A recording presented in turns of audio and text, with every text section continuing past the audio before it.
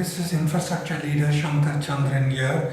I'm here to present about vision, how important is vision to the leadership. Every strong leader will have a strong vision, and the objective is to carry the mission of the organization as well as the people together. People are assets for the group. So it's important that a leader should have a vision. I'm here to share an example from vision and how it correlates in the real life from the company standpoint. So let's take this example. This leadership vision talks about we deliver modular, on-demand portfolios of services to commercial and internal clients using specialized tools. Now this is a very broad statement, but this has got a depth of information in terms of what each and every one in this organization should accomplish by following the leader. So it's important we understand that the key terms like modular on demand, which is talking about in simple language called scalability. And then we're talking about leveraging of services, where we're talking about commercial and internal clients. And how this is going to be applicable in real life is what we're going to see next. So how is this vision established? First, we're talking about consolidate to leverage the capability. So this is the first step that we are taking to achieve or accomplish the vision. So consolidate and leverage capability and reduce cost. Now that's the key aspect here, because every vision that is laid on by the leader should have some kind of an objective statement. Right? Number one, it is about how do we achieve cost reduction. And cost reduction methodology in simple terms as per this vision is about consolidation effort.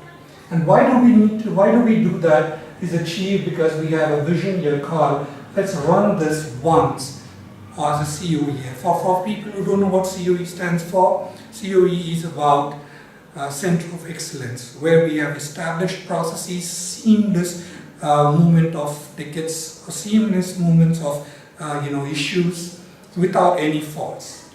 Now moving across to the next reason as to what we do next in order to support this vision statement is about standardization of tools, processes, skill sets and architecture. So we spoke about cost structure here, we're talking about consolidation out here, and then to support this we need to have standard tools, processes. Now why do we need standard tools out here? Because if you don't have standard tools, every time you get across a problem, you're going to look at it very uniquely. And every time you work on something, you're going to look at a very unique way of doing things. So you need to have a standardized tool, so you have a standardized approach and a standardized aggregation console where you interpret things in the right way. And similarly in the processes, if the processes are standard, it's easy for us to manage people and it's easy for people to follow your direction as a leader. So they know what the step 1 is, what the step 2 is, and if they need to skip step 3 and move to step 4, they know by the standard processes what to do. Similarly, in terms of skill sets, it's easy for you to manage the people working across groups with similar skill sets. And architecture, very, very important.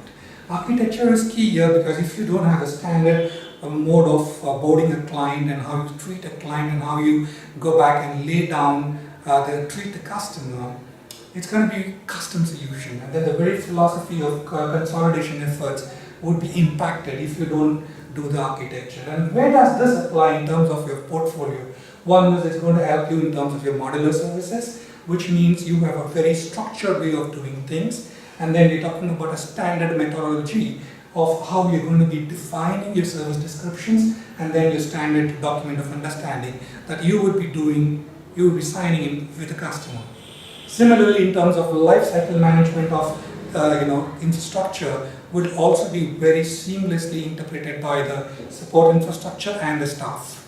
So this is the pretty much two-step way in terms of how these consolidation efforts and standardization efforts help in supporting the vision.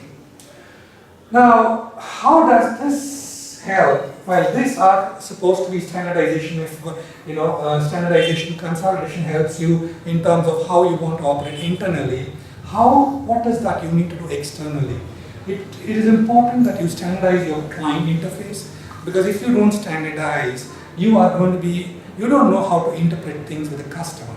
right? You're going to be misinterpreting the whole thing, and customer would say, okay, what, this is not what I expected from you being a center of excellence. Now we're calling ourselves a mission-oriented center of excellence. So which means that needs to reflect here, all right? So that's important. It's important that you talk about standardization of client interface, and what would that impact in terms of our objectives.